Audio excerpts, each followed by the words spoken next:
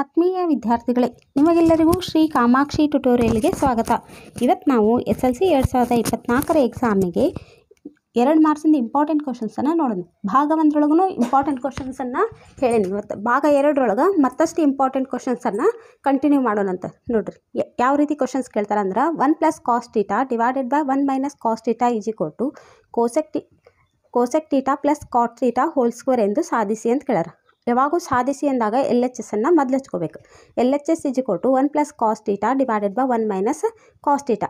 ನೋಡಿರಿ ಇವಾಗ ಏನು ಮಾಡ್ಬೇಕಂದ್ರೆ ಮೇಲೆ ಮತ್ತು ಕೆಳಗೆ 1 + cos θ ಲಿಂದ ಗುಣಿಸ್ಬೇಕು. ಮತ್ತು ಏನೈತಿ 1 + cos θ divide by 1 - cos θ as it is ಬರ್ಕೋರಿ. ಇಲ್ಲಿ ಮೇಲೆ ಕೆಳಗೆ ಏನು ಮಾಡ್ಕೋಕ ಅಂಶ ಮತ್ತು ಛೇದಕ್ಕೆ ಎರಡಕ್ಕೂ ಏನು ಮಾಡಬೇಕು 1 + cos θ ಲಿಂದ ಗುಣಿಸ್ಬೇಕು. ನೋಡಿರಿ ಅವಾಗ ಏನಾಕೈತಿ ಇದು 1 + cos θ 1 + cos θ ಅಂದ್ರೆ 1 + cos θ ಹೋಲ್ ಸ್ಕ್ವೇರ್. ನಮಗೇನು ಗೊತ್ತೈತಿ ಸೂತ್ರ a - b × a + b ಸೂತ್ರ ಗೊತ್ತೈತಲ್ಲ. a - b × a + b ಅಂದ್ರೆ a² - b². ಹೌದಾ? ಈಗ ನಾವು ಇದು ನೋಡಿರಿ a - b a + b ಅಂದರೆ a² - b². a ಅಂದ್ರೆ 1² - b ಅಂದ್ರೆ cos² θ. ನೋಡಿರಿ ಮತ್ತು ಒಂದು ರಿಲೇಷನ್ ನಿಮ್ಗೆ ಹೇಳ್ಕೊಟ್ಟಿದ್ದೆ, sin² θ + cos² θ is equal to ಏನು ರೀ 1. ಹೌದಾ? sin² θ + cos² θ is equal to 1. ಹಂಗಂದ್ರೆ sin² θ ಈಸ್ ಈಕ್ವಲ್ ಟು ಏನಾಕೈತಿ ಈ ಪ್ಲಸ್ cos θ ಈ ಕಡೆ ಬಂದ್ರೆ 1 - cos² θ. ಹಂಗಂದ್ರೆ 1 - cos² θ ಅಂದ್ರೆ sin² θ. ಹೌದಾ? ಮ್ಯಾಲಿಂದ 1 + cos θ whole square as it is ಇಡಬೇಕು. ನೆಕ್ಸ್ಟ್ ಏನು ಮಾಡ್ಬೇಕಂದ್ರೆ ಈ ಸ್ಕ್ವೇರ್ ಮೇಲೆ ಕೆಳಗೆ ಸಪ್ರೇಟ್ ಕೊಟ್ಟಾರಲ್ಲ ಅದನ್ನ ಒಂದು ಕಡೆ ಮಾಡ್ಕೊಂಡ್ಬಿಡೋಣ. 1 + cos θ divided by 1 - sin θ whole square. ಹೌದಾ? ಇದನ್ನು ಏನು ಮಾಡ್ಕೋಬೇಕಂದ್ರೆ ಇದನ್ನು ಸಪ್ರೇಟ್ ಮಾಡ್ಕೊಳೋದು. 1 divided by sin θ plus cos θ divided by sin θ whole square ಬರ್ಕೋಬೇಕು. 1 ಡಿವೈಡೆಡ್ ಬೈ sin θ ಅಂದ್ರೇನು? 1 ಡಿವೈಡೆಡ್ ಬೈ sin θ ಅಂದ್ರೆ cosec θ. cos θ divided by sin θ ಅಂದ್ರೆ cot θ.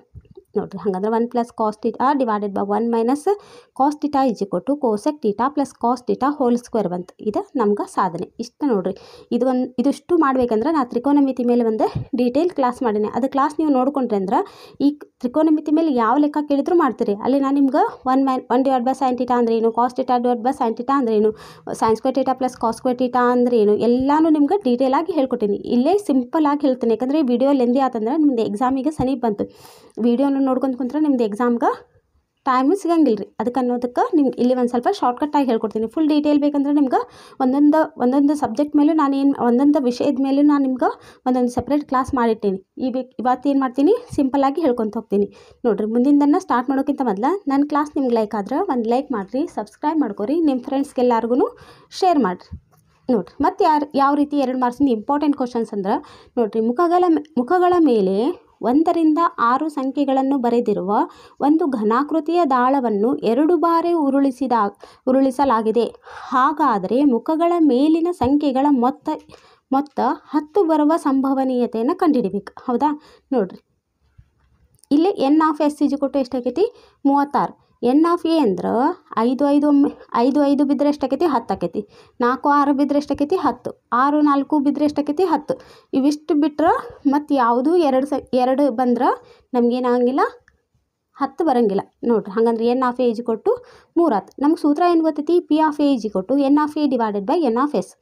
n(a) ಅಂದರೆ ಎಷ್ಟು 3 ಭಾಗಲೇ 36. ನೋಡಿರಿ ಇಷ್ಟು ಈಸಿ ಕ್ವಶನ್. ಇದಂತರೂ ಸಮಾಂತರ ಸಂಭವನೀಯತೆ ಮೇಲೆ ಇಷ್ಟು ಈಸಿ ಕ್ವಶನ್ಸ್ ಇರ್ತಾವಲ್ಲ, ಅಷ್ಟು ಭಾಳ ಅಂದ್ರೆ ಭಾಳ ಈಸಿ. ಮತ್ತು ಸಣ್ಣ ಸ್ಟೆಪ್ಪಿಗೆ ಈಸಿಯಾಗಿ ಮಾರ್ಕಸನ್ನು ತೊಗೋಬೋದು. ಇದು ನೋಡಿರಿ ಇದು 2 ಮಾರ್ಕ್ಸಿನ ಕ್ವಶನ್.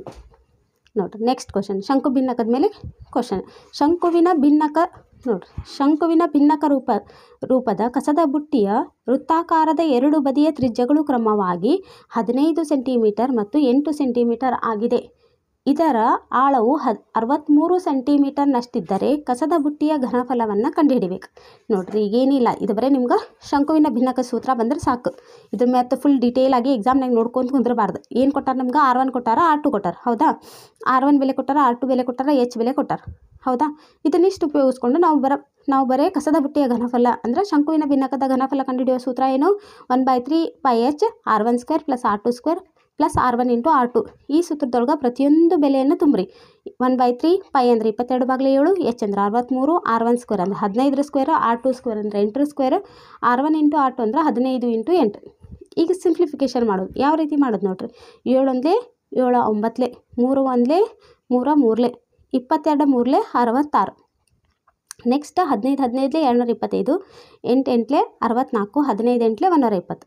ಇದನ್ನು ಅಷ್ಟು ಕೂಡಿಸಿದ್ರೆ 409. 66ರಲ್ಲಿ 409 ಗುಣಿಸಿದ್ರೆ 26,994 ಸೆಂಟಿಮೀಟರ್ ಕ್ಯೂಬ್. ಇದು ಕಸದ ಬುಟ್ಟಿಯ ಘನಫಲ. ನೋಡಿರಿ, ಏನಿಲ್ಲ, ಈಸಿ. ಕಸದ ಬುಟ್ಟಿ ಅದು ಕಂಫ್ಯೂಸ್ ಮಾಡ್ಕೊಂಡು ಹೋಗ್ಬೇಡ್ರಿ. ಶಂಕುವಿನ ಭಿನ್ನಕದ ಘನಫಲ ಕಂಡುಹಿಡಿಬೇಕು. ಲೆಕ್ಕದೊಳಗೆ ಏನೇನು ಕೊಟ್ಟಾರ, R1 ಕೊಟ್ಟಾರ, R2 ಕೊಟ್ಟಾರ, H ಕೊಟ್ಟಾರ. ಅದನ್ನು ಶಂಕುವಿನ ಭಿನ್ನ ಘನಫಲ ಕಂಡುಹಿಡಿಯೋ ಸೂತ್ರ ಬರೆಯೋದು, ಅದರೊಳಗೆ ಬೆಲೆ ತುಂಬಿ ಸಿಂಪ್ಲಿಫಿಕೇಶನ್ ಮಾಡಿದ್ರೆ ಬರೋದು ಆನ್ಸರ್. ನೋಡಿರಿ, ಇಷ್ಟು ಈಸಿ ಇರ್ತಾವೆ 2 ಮಾರ್ಕ್ಸಿನ ಕ್ವಶನ್. ಬರೀ ನಿಮ್ಗೆ ಇವೆಲ್ಲ ಕ್ಷೇತ್ರಗಣಿತದ ಮೇಲೆ ಸೂತ್ರ ಅಂತೂ ಪರ್ಫೆಕ್ಟ್ ಮಾಡ್ಕೋಬೇಕು. ನಾನು ನಿಮಗೆ ಕ್ಷೇತ್ರಗಣಿತದ ಮೇಲೆ ಯಾವ್ಯಾವ ರೀತಿ ಸೂತ್ರ ಬರ್ತಾವಂತ ಒಂದು ಚಾರ್ಟ್ನು ಮಾಡ್ಕೊಟ್ಟಿನಿ. ಆ ಒಂದು ಚಾರ್ಟ್ ನೀವು ನೆನ್ಪಿಟ್ರೆ ಈ ಲೆಕ್ಕನ ಈಸಿಯಾಗಿ ಮಾಡ್ಬೋದು. 2 ಮಾರ್ಕ್ಸ್ ನೋಡಿರಿ ನಿಮ್ಮ ಕೈ ಒಳಗಿದ್ದಂಗೆ. ನೋಡಿರಿ, ನಾ 1 ಮಾರ್ಕ್ಸಿಂದ ಏನು ನಿಮ್ಗೆ ಹೇಳ್ಕೊಟ್ಟಿನಲ್ಲ ಅದ್ರೊಳಗೆ ವಿತ್ ಕಾನ್ಸೆಪ್ಟ್ ಹೇಳ್ಕೊಟ್ಟಿನಿ. ಅಲ್ಲಿನೂ ಇವೆಲ್ಲ ಸೂತ್ರ ಚಾರ್ಟ್ಗೆ ಎಲ್ಲ ನಿಮ್ಗೆ ಡೀಟೇಲಾಗಿ ಹೇಳ್ಕೊಟ್ಟಿನಿ. ಆ 1 ಮಾರ್ಕ್ಸಿಂದ ನೀವು ನೋಡ್ಕೊಂಡ್ಬಿಟ್ರೆ ಸಾಕು. 2 ಮಾರ್ಕ್ಸಿಂದ 4 ಮಾರ್ಕ್ಸಿಂದ ಯಾವ ಬಂದರೂ ಆ ಸೂತ್ರವನ್ನೆಲ್ಲನೂ ಉಪಯೋಗಿಸ್ಕೊಂಡು ನಾವು ಈಸಿಯಾಗಿ ಮಾಡ್ಬೋದು. ನೋಡಿರಿ, ನೆಕ್ಸ್ಟ್ ಈ ರೇಖಾತ್ಮಕ ಜೋಡಿಗೆ ಪರಿಹಾರವನ್ನು ಕಂಡುಹಿಡಿಯಿರಿ ಅಂತಾರೆ. ಯಾವಾಗ ರೇಖಾತ್ಮಕ ಜೋಡಿಗೆ ಪರಿಹಾರವನ್ನು ಕಂಡುಹಿಡಿ ಅಂತಾರಲ್ಲ, ಅವಾಗ ನೀವು ಬೇಕಾದ ವಿಧಾನದಿಂದ ಕಂಡುಹಿಡಿಬೋದು. ಅವರು ಪರ್ಟಿಕ್ಯುಲರ್ ಆಗಿ ಆದೇಶ ವಿಧಾನದಿಂದ ಕಂಡುಹಿಡೀರಿ, ಸೂತ್ರವನ್ನು ಉಪಯೋಗಿಸಿ ಕಂಡುಹಿಡೀರಿ ಈ ಥರ ಹೇಳಿದ್ರೆ ಅವ್ರು ಯಾವ ಮೆಥಡ್ ಅಂದಿರ್ತಾರಲ್ಲ ಆ ಮೆಥಡ್ ಫಾಲೋ ಮಾಡಬೇಕು. ಇಲ್ಲ ಅವ್ರು ಯಾವುದೋ ಮೆಥಡ್ ಕೊಟ್ಟಿಲ್ಲ ಅಂದ್ರೆ ನಾವು ಬೇಕಾದ ವಿಧಾನದಿಂದ ನಾವೇನು ಮಾಡ್ಬೋದು, ಇದನ್ನು ಮತ್ತು ವರ್ಜಿಸುವ ವಿಧಾನದಿಂದಲೂ ಮಾಡ್ಬೋದು. ನೋಡಿರಿ, ಈಗ ಆದೇಶ ವಿಧಾನದಿಂದ ಯಾವ ರೀತಿ ಮಾಡೋದನ್ನು ನೋಡೋಣ. ಅವ್ರೇನು ಕೊಟ್ಟಾರ, x + y = 14. ಹಾಗಂದ್ರೆ y = ಏನು ಬರಿಬೋದು ನಾವು, 14 + x ಈ ಕಡೆ ಬಂದ್ರೆ -x. ಇನ್ನೊಂದೇನು x - y = 4. ಈಗ ಇದು y = 14 - x ಐತಲ್ಲ, ಅದನ್ನು ಸಮೀಕರಣ 1ರೊಳಗೆ ಏನು ಮಾಡಬೇಕು, ಆದೇಶಿಸ್ಬೇಕು. ನೋಡಿರಿ, ಈಗ ಆದೇಶಿಸಿದರೆ ಏನಾಕೈತಿ, x - x = 4. x ಹಂಗೆ ಬರೀರಿ, ಈ -14 ಹಂಗಾಕೈತಿ. -× ಏನಾಕೈತಿ +x = 4. ನೆಕ್ಸ್ಟ್ x ಮತ್ತು x ಕೂಡಿಸಿದ್ರೆ ಎಷ್ಟಾಕೈತಿ ನೋಡಿರಿ, ಈ x ಕೂಡಿಸಿದ್ರೆ 2x = 4ಕ್ಕೆ 4 ಹಂಗೆ ಇಡ್ರಿ. -14 ಈ ಕಡೆ ಬಂದರೆ ಏನಾಕೈತಿ +14. 2x = 14ಕ್ಕೆ 4 ಕೂಡಿಸಿದ್ರೆ 18. x = ಏನಾಕೈತಿ 18. ಇದು 2 ಇಲ್ಲಿ ಗುಣಾಕಾರ ಐತಿ, ಈ ಕಡೆ ಬಂದರೆ ಏನಾಕೈತಿ ಭಾಗಾಕಾರ. 2 1 2 9. ಹಾಗಂದ್ರೆ x = ಎಷ್ಟು ಬಂತು ನಮ್ಗೆ 9. ಈಗ ನಾವೇನು ಮಾಡಬೇಕು, ಈ x = 1 ಬೆಲೆಯನ್ನು ಸಮೀಕರಣ 2ರೊಳಗೆ ಏನು ಮಾಡಬೇಕು, ಆದೇಶಿಸಬೇಕು. y = 14 - x. ಹೌದಾ, y = 14 - x ಅಂದ್ರೆ 9. 14ರಾಗ 9 ಕಳೆದ್ರೆ 5. ಈ ರೀತಿ ನಾವು ವರ್ಜಿಸುವ ಇದು ಆದೇಶ ವಿಧಾನದಿಂದ ಮಾಡಿದ್ವಿ. ಇಲ್ಲ ನಂಗೆ ಆದೇಶ ವಿಧಾನ ಬರಂಗಿಲ್ಲ ರೀ, ಇದು ಟಫ್ ಆಕೈತಿ ಅನ್ನೋರು ನೋಡಿರಿ ಈಸಿಯಾಗಿ ವರ್ಜಿಸುವ ವಿಧಾನದಿಂದನೂ ಮಾಡ್ಬೋದು. ನೋಡಿರಿ, ವರ್ಜಿಸುವ ವಿಧಾನದಿಂದ ಯಾವ ರೀತಿ ಮಾಡ್ಬೋದು ಅಂದ್ರೆ ಇದು ನೋಡು, ಅವ್ರೇನು ಕೊಟ್ಟಾರ, x + y = 14, x - y = 14 ಬರೆಯೋದು. ಇದ್ರಾಗ ಇದನ್ನ ಏನು ಮಾಡಬೇಕು, 1ರಾಗ 1 - 2 ಮಾಡಬೇಕು, ಅಂದ್ರೆ ಕಳಿಬೇಕು. 1ರಾಗ 2 ಕಳಿಬೇಕು ಅಂದ್ಕೊಳ್ಳಿ ಏನು ಮಾಡ್ಬೇಕು, ನಾವು ಚಿಹ್ನೆಯನ್ನು ಚೇಂಜ್ ಮಾಡಬೇಕು. ಇಲ್ಲಿ ಏನಿಲ್ಲ ಅಂದ್ರೆ ಪ್ಲಸ್ ಇರ್ತೈತಿ, ಪ್ಲಸ್ ಇದ್ದಲ್ಲೇ ನಾವು ಮೈನಸ್ ಬರ್ಕೋಬೇಕು. ಇಲ್ಲಿ ಮೈನಸ್ ಇದ್ದಲ್ಲೇ ಪ್ಲಸ್ ಬರ್ಕೋಬೇಕು. ಇಲ್ಲಿ ಪ್ಲಸ್ ಇದ್ದಲ್ಲೇ ಇಲ್ಲಿ ಏನೂ ಇಲ್ಲಂದ್ರೆ ಪ್ಲಸ್ ಇರ್ತೈತಿ, ಪ್ಲಸ್ ಇದ್ರಲ್ಲೇ ಮೈನಸ್ ಬರ್ಕೊಂಡ್ರಿ. ಅವಾಗ ಏನಾಕೈತಿ, ಈ x ಕ್ಯಾನ್ಸಲ್ ಆದವು. ಇಲ್ಲಿ ಈ +y ಕೂಡಿಸಿದ್ರೆ 2y = 14ರಾಗ 4 ಕಳಿಬೇಕು. ಯಾಕಂದ್ರೆ ಇಲ್ಲಿ ಪ್ಲಸ್ ಐತಿ, ಇಲ್ಲಿ ಮೈನಸ್ ಐತಿ. 14ರಾಗ 4 ಕಳೆದ್ರೆ 10 ಬಂತು. y = ಏನಾಕೈತಿ 10ಕ್ಕೆ 10 ಹಂಗೆ ಇಡ್ರಿ. 2 ಗುಣಾಕಾರ ಐತಿ, ಈ ಕಡೆ ಬಂದರೆ ಏನಾಯ್ತು ಭಾಗಾಕಾರ ಆಯ್ತು. 2 1 2 5. ಹಾಗಂದ್ರೆ y = ಎಷ್ಟು ಬಂತು 5. ಈಗ ಈ y = 5 ಬೆಲೆಯನ್ನು ಸಮೀಕರಣ 1ರೊಳಗೆ ಏನು ಮಾಡಬೇಕು, ಆದೇಶಿಸಬೇಕು. ಹಾಗಂದ್ರೆ x + 5 = ಎಷ್ಟಾಯ್ತು 14. x = 14 + 5 ಈ ಕಡೆ ಬಂದರೆ ಏನಾಕೈತಿ -5. ಹಾಗಂದ್ರೆ x = 14ರಾಗ 5 ಕಳೆದ್ರೆ 9. ನೋಡಿರಿ, ಈ ರೀತಿ ಮಾಡಬೇಕು. ನೆಕ್ಸ್ಟ್ ಕ್ವಶನ್ ನೋಡಿರಿ, ABCDಯು 14 ಸೆಂಟಿಮೀಟರ್ ಬಾಹುವಿರುವ ಒಂದು ಚೌಕ. ಚಿತ್ರದಲ್ಲಿ ತೋರಿಸುವಂತೆ ಇದರಲ್ಲಿ 4 ಸರ್ವಸಮ ವೃತ್ತಗಳನ್ನು ರಚಿಸಲಾಗಿದೆ. ಹಾಗಾದರೆ ಛಾಯೆಗೊಳಿಸಿದ ವಲಯದ ವಿಸ್ತೀರ್ಣವನ್ನು ಕಂಡುಹಿಡಿಯಬೇಕು. ವೃತ್ತಗಳು ಒಂದನ್ನೊಂದು ಬಾಹ್ಯವಾಗಿ ಸ್ಪರ್ಶಿಸುತ್ತವೆ ಮತ್ತು ಚೌಕದ ಬಾಹುಗಳನ್ನು ಸ್ಪರ್ಶಿಸುತ್ತವೆ. ನೋಡ್ರಿ, ಏನು ಕೊಟ್ಟಾರ, ಇದೊಂದು ಚೌಕ ಕೊಟ್ಟಾರ. ಚೌಕದೊಳಗೆ ಏನಾಗ್ಯಾವು, ಪ್ರತಿಯೊಂದು ಬಾಹುನೇ ಎಷ್ಟಾದಾವು 14 ಸೆಂಟಿಮೀಟರ್ ಅದಾವೆ. ಹೌದಾ, ಹಾಗಂದ್ರೆ ABCD ಚೌಕದ ವಿಸ್ತೀರ್ಣ ಅಂದರೆ ಎಷ್ಟು, ಏನು ಬಾಹು ಇಂಟು ಬಾಹು. ಹೌದಾ, 14 × 14 = 196. ಒಂದು ವೃತ್ತದ ವ್ಯಾಸ ಎಷ್ಟಾಕೈತಿ 14/2 ಅಂದರೆ 2 1 2 7 = 7 ಸೆಂಟಿಮೀಟರ್. ಒಂದು ವೃತ್ತದ ತ್ರಿಜ್ಯ ಎಷ್ಟಾಕೈತಿ 7/2. ವ್ಯಾಸದ ಅರ್ಧ ಎಷ್ಟಿರ್ತೈತಿ, ತ್ರಿಜ್ಯ ಇರ್ತೈತಿ. ಹಂಗಂದ್ರೆ 7/2 ಅಂದ್ರೆ 3.5 ಬಂತು. ಈಗೇನು ಮಾಡಬೇಕು, ಒಂದು ವೃತ್ತದ ವಿಸ್ತೀರ್ಣ ಕಂಡುಹಿಡಿಯೋ ಸೂತ್ರ ಏನ್ರಿ, ವೃತ್ತದ ವಿಸ್ತೀರ್ಣ πr². ಹೌದಾ, ಈಗ ಏನು ಮಾಡಿರಿ, π ಅಂದರೆ 22/7, r ಅಂದರೆ ಎಷ್ಟು ಬಂತು 3.5, 3.5. ಇದನ್ನು ಕಡ್ತಾ ಹೊಡೆದು ನೋಡಿರಿ, 7 1 7 7 0.5 ಬಂತು. ಇದನ್ನಷ್ಟು ಗುಣಿಸಿದ್ರೆ 38.5 ಚದರ ಸೆಂಟಿಮೀಟರ್.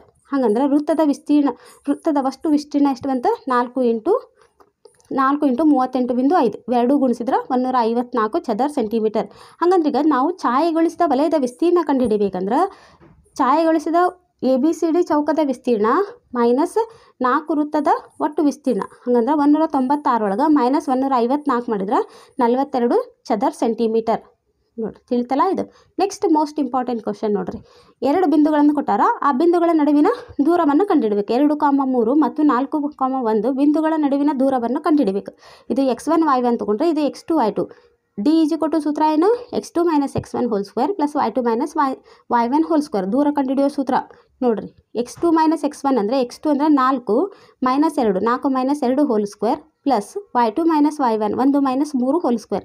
4ರಾಗ 2 ಕಳೆದ್ರೆ 2 ಸ್ಕ್ವೇರ್, 3ರಾಗ 1 ಕಳೆದ್ರೆ 2 ಸ್ಕ್ವೇರ್. 2 2 4 2 2 4 ಮೈನಸ್ ಇಂಟು 4ಕ್ಕೆ 4 ಕೂಡಿಸಿದ್ರೆ 8. ಈ ನೋಡಿರಿ ಈ 8ಅನ್ನು ಯಾವ ರೀತಿ ಬರಿಬೋದು ನಾವು? ಸ್ಕ್ವೇರ್ ರೂಟ್ ಆಫ್ 8 ಅಂದ್ರೆ 4 2 8. 4ರ ವರ್ಗ ಎಷ್ಟು? 2. ಅದನ್ನ ಹೊರಗೆ ಬರ್ಬೇಡ್ರಿ. ರೂಟ್ ಒಳಗೆ 2ಕ್ಕೆ 2 ಬರ್ರಿ. D = 2√2 ಈಸ್ ಆ ಆನ್ಸರ್. ನೋಡಿರಿ ನೆಕ್ಸ್ಟ್ ಏನು ಕೇಳ್ಯಾರ ನೋಡಿರಿ. ಶೃಂಗಬಿಂದುಗಳು 1, -1, -4, 6 ಮತ್ತು -3, -5 ಆಗಿರುವ ತ್ರಿಭುಜದ ವಿಸ್ತೀರ್ಣವನ್ನು ಕಂಡುಹಿಡಿಯಿರಿ. ಇಲ್ಲಿ x1 y1 ಕೊಟ್ಟಾರ, x2 y2, x3 y3 ಬೆಲೆ ಕೊಟ್ಟಾರ. ತ್ರಿಭುಜದ ವಿಸ್ತೀರ್ಣ ಕಂಡುಹಿಡಿಯೋ ಸೂತ್ರ ಏನ್ರಿ? 1/2 x1 × y2 - y3 plus x2 × y3 - y1 plus x3 × y1 - y2. ಈ ಸೂತ್ರದೊಳಗೆ ಏನು ಮಾಡ್ಬೇಕೀಗ? ಪ್ರತಿಯೊಂದು x ನೋಡಿರಿ x1 y1 x2 y2 x3 y3 ಇವೆಲ್ಲ ಬೆಲೆಯನ್ನು ಆದೇಶಿಸ್ಬೇಕು. ನೋಡಿರಿ ಎಲ್ಲ ಬೆಲೆಯನ್ನು ತುಂಬಿದ್ರೆ ಏನಾಕೈತಿ? ಇದ್ರೊಳಗೆ ಎಲ್ಲ ಬೆಲೆಯನ್ನು ತುಂಬಿದ್ರಿ 1/2 1/2 ಹಂಗೆ ಇಡ್ರಿ. ನೋಡಿರಿ ಈಗೇನಾಗೈತಿ? ಇಲ್ಲಿ ಮೈನಸ್ ಇಂಟು ಮೈನಸ್ ಪ್ಲಸ್ ಆತ. 6ಕ್ಕೆ 5 ಕೂಡಿಸಿದ್ರೆ 11. ಇಲ್ಲೇ 5 -5 ಐತಿ. ಮೈನಸ್ ಇಂಟು ಮೈನಸ್ ಏನು ಬಂತಿಲ್ಲ? +1.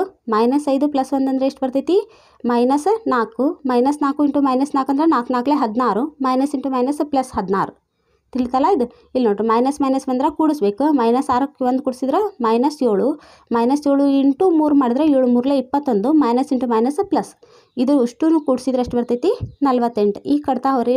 2 1 2 2 2 4 2 4 8 ಅಂದರೆ 24 ಚದರ ಸೆಂಟಿಮೀಟರ್. ಇದು ತ್ರಿಭುಜದ ವಿಸ್ತೀರ್ಣ. ತಿಳಿತಲ್ಲ ಇದು? ನೋಡಿ 5 + √3 ಒಂದು ಅಭಾಗಲಬ್ಧ ಸಂಖ್ಯೆ ಎಂದು ಸಾಧಿಸಿ. ಏನು ಮಾಡಬೇಕು? 5 + √3 ಒಂದು ಅಭಾಗಲಬ್ಧ ಸಂಖ್ಯೆ ಎಂದು ಸಾಧಿಸ್ಬೇಕು. ಹಾಗಂದ್ರೆ ನಾವು ಮೊದಲು ಏನು ಮಾಡ್ಕೋಬೇಕು? ಇದನ್ನು 5 + √3 ಒಂದು ಅಭಾಗಲಬ್ಧ ಸಂಖ್ಯೆ ಅಂತ ಸಾಧಿಸ್ಬೇಕಂದ್ರೆ ಇದಕ್ಕೆ ವಿರುದ್ಧವಾಗಿ ನಾವೇನು ತೊಗೋಬೇಕು? ಇದಕ್ಕೆ ವಿರುದ್ಧವಾಗಿ ಏನು ತೊಗೋಬೇಕು? 5 + √3 ಒಂದು ಭಾಗಲಬ್ಧ ಸಂಖ್ಯೆ ಎಂದು ನಾವು ಊಹಿಸ್ಕೋಬೇಕು.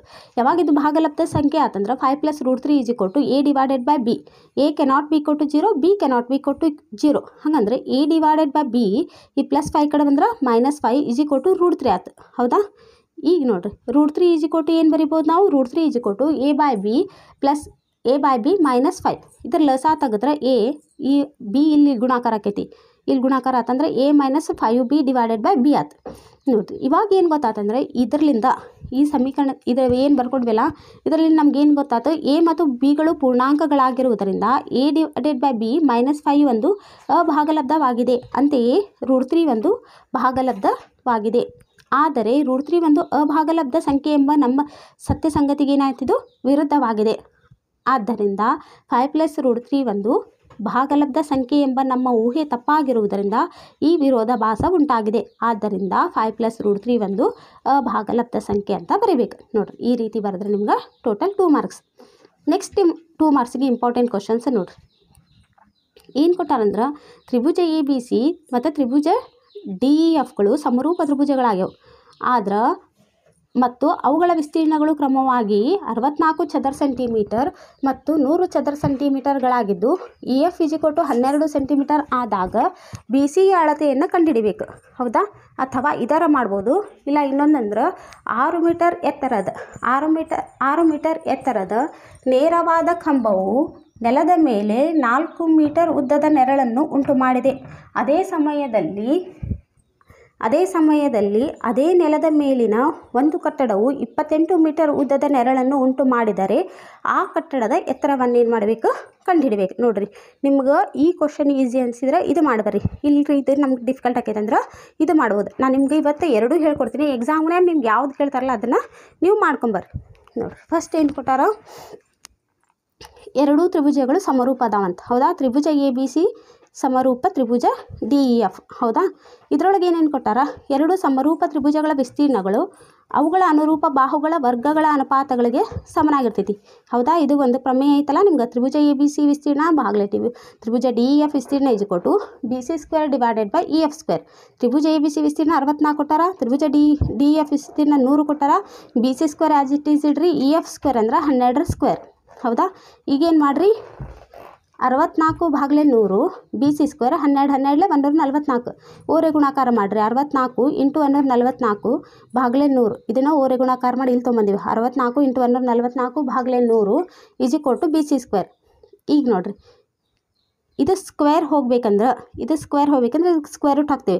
ಸ್ಕ್ವೇರ್ ರೂಟ್ ಅಂದ್ರೆ 64 ವರ್ಗ ಎಷ್ಟು ಇದು ನೋಡಿರಿ. ಇದು ಸ್ಕ್ವೇರ್ ಇವಾಗ ಇರೋಂಗಿಲ್ಲ, ಬೇರೆ ಬಿ ಸಿ ಬರಿಬೇಕಂದ್ರೆ 64 ವರ್ಗ 8 144 12 12 144 ಅದಕ್ಕೆ 144 ವರ್ಗ 12 10 10 100. ನೆಕ್ಸ್ಟ್ ಏನು ಮಾಡಿರಿ, ಇದನ್ನೆಲ್ಲಾನು ಕಡ್ತಾ ಹೊಡೆದ್ರೆ ನೋಡಿರಿ, ಕಡ್ತಾ ಹೊಡೆಯೋಕ್ಕಿಂತ 12 8 96 ಭಾಗಲೆ 10 ಐತಂದ್ರೆ ಭಾಗಲೆ 10 ಬಂದ್ರೆ 9.6 ಹಾಗಂದ್ರೆ ಬಿ ಸಿ ಈಜಿ ಕೊಟ್ಟು 9.6 ಸೆಂಟಿಮೀಟರ್ ನೋಡಿರಿ. ಅಥವಾ ಇನ್ನೊಂದು ಕ್ವಶನ್ ಏನು ಕೊಟ್ಟಿದ್ರು ನೋಡಿರಿ, 6 ಮೀಟರ್ ನೋಡಿರಿ, 6 ಮೀಟರ್ ಎತ್ತರದ ನೇರವಾದ ಕಂಬವು ನೆಲದ ಮೇಲೆ 4 ಮೀಟರ್ ಉದ್ದದ ನೆರಳನ್ನು ಉಂಟು ಮಾಡಿದೆ. ಅದೇ ಸಮಯದಲ್ಲಿ ಅದೇ ನೆಲದ ಮೇಲಿನ ಒಂದು ಕಟ್ಟಡವು 28 ಮೀಟರ್ ಉದ್ದದ ನೆರಳನ್ನು ಉಂಟು ಮಾಡಿದರೆ ಆ ಕಟ್ಟಡದ ಎತ್ತರವನ್ನು ಏನು ಮಾಡಬೇಕು, ಈಗ ಕಂಡು ಹಿಡಿಬೇಕು ಹೌದಾ. ಈಗೇನು ಮಾಡ್ಬೇಕ್ರಿ ನೋಡಿರಿ, ಡಯಾಗ್ರಾಮ್ ಹಾಕೋರಿ ಫಸ್ಟ್ ಹೌದಾ. ಡಯಾಗ್ರಾಮ್ ಹಾಕೊಂಡ್ರಿ ಏನಾಯ್ತು, ಇದೊಂದು ತ್ರಿಭುಜ ಆಯಿತು. ಇದ್ರೊಳಗೆ ಎ ಬಿ ಎಷ್ಟೈತಿ, ಡಿ ಸಿ ಎಷ್ಟೈತಿ 6 ಮೀಟರ್.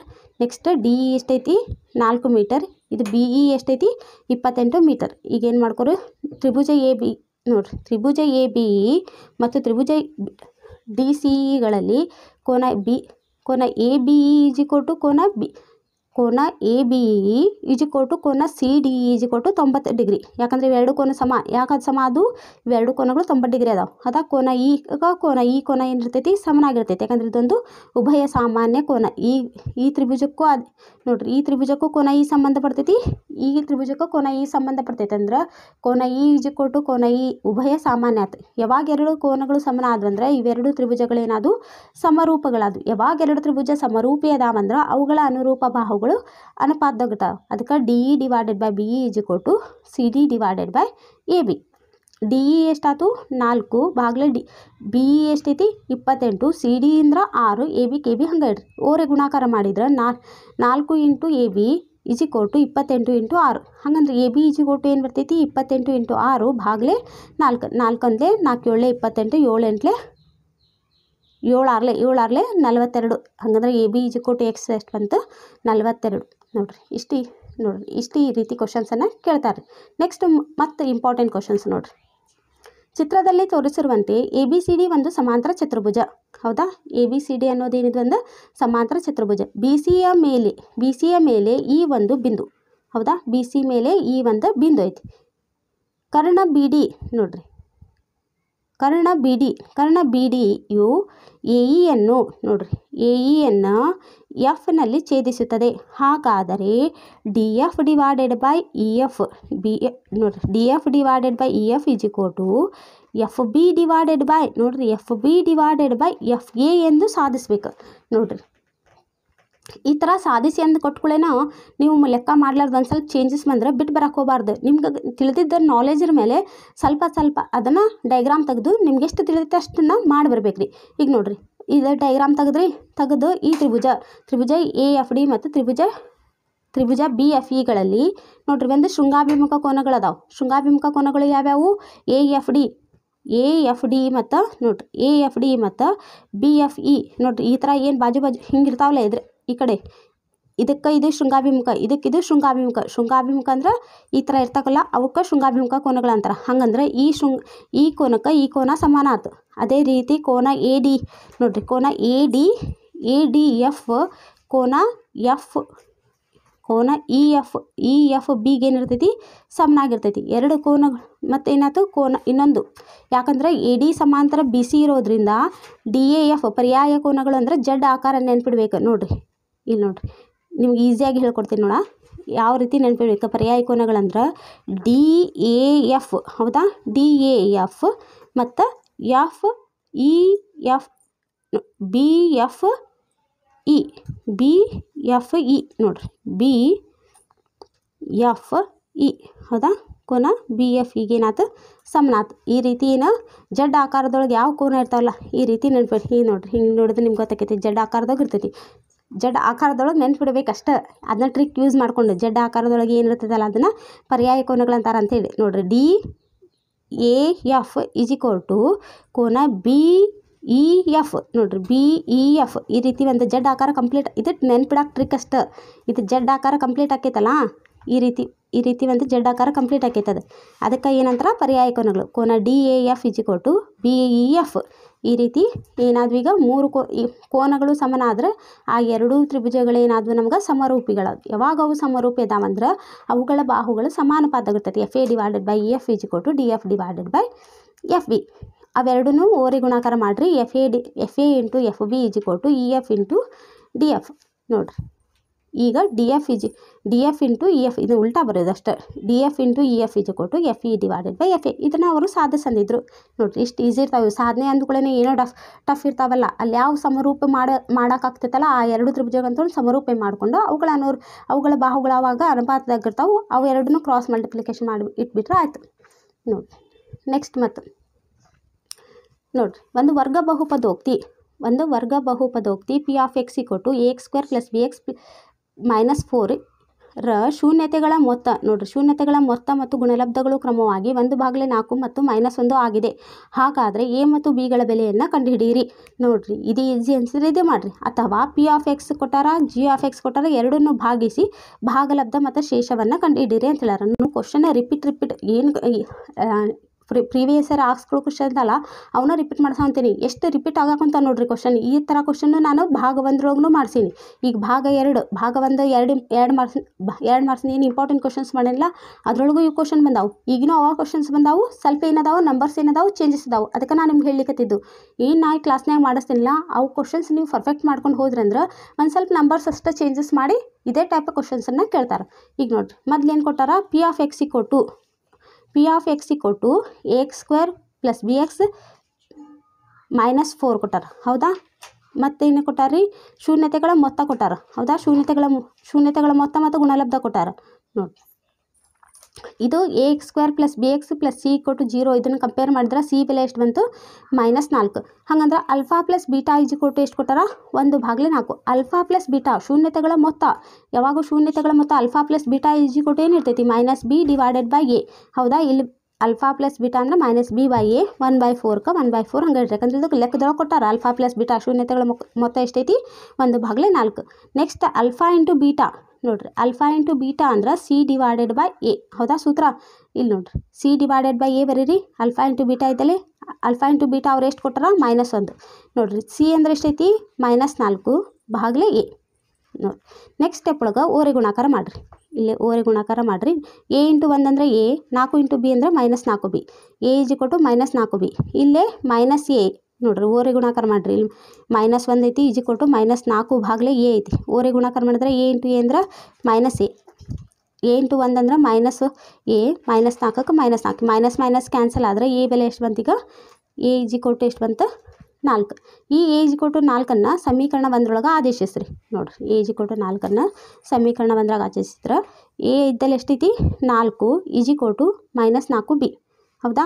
ಈಗ ಇದು -4 ಇದು ನೋಡಿರಿ -4 ಐತೆ ಅಂದ್ರೆ ಈ ಕಡೆ ಬಂದರೆ ಪ್ಲಸ್ ಆಗಿಲ್ಲ. ಇದು ಬಿ ಗುಣಾಕಾರ ಆಗೈತಿ. ಈ ಕಡೆ ಬಂದರೆ ಏನಾಕೈತಿ ಭಾಗಾಕಾರ 4/-4 is equal to B. 4 cancel 4 ಆತಂದ್ರೆ ಉಳಿದಿದ್ದೆಷ್ಟು 1 ಯಾವೊಂದು -1. ಎ ಈಸ್ ಈಕ್ವಲ್ ಟು ಎಷ್ಟು ಬಂತು 4 ಬಿ ಈಸ್ ಈಕ್ವಲ್ ಟು -1. ನೋಡಿರಿ ಇಷ್ಟು ಈಸಿ ಕ್ವಶನ್ ಐತಿ. ನೆಕ್ಸ್ಟ್ ಏನು ಕ್ವಶನ್ ಕೇಳಾರ ಇದರೊಳಗೆ ಪಿ ಆಫ್ ಎಕ್ಸ್ ಒಳಗೆ ಜಿ ಆಫ್ ಎಕ್ಸನ್ನು ಭಾಗಿಸಿ ಭಾಗಲಬ್ಧ ಮತ್ತು ಶೇಷವನ್ನು ಕಂಡುಹಿಡಿಬೇಕು. ನೋಡಿರಿ ಈ ಕ್ವಶನ್ ಯಾವ ರೀತಿ ಮಾಡೋದಂತ ನೋಡಿರಿ.